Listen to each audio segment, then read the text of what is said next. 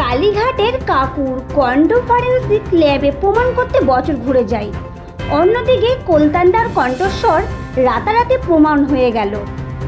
এটা কি বিশ্বাসযোগ্য?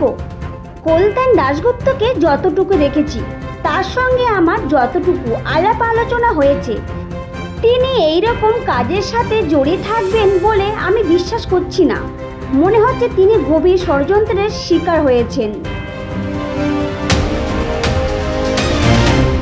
যাই হোক, বাংলার মেয়ে তিলোত্তমার ইনসাফের জন্য রাস্তা আমরা ছাড়ছি না।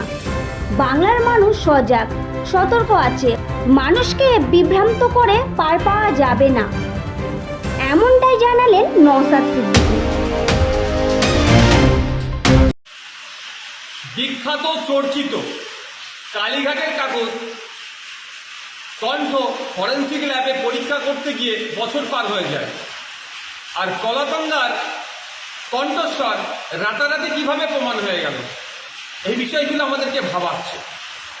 আমি যতটুকু সময় কলাতন্দার সাথে কথা বলে যে আলোচনা করেছি, আমি বিশ্বাস করতে পারছি না কলাতন্দা এই ধরনের কাজ করবে।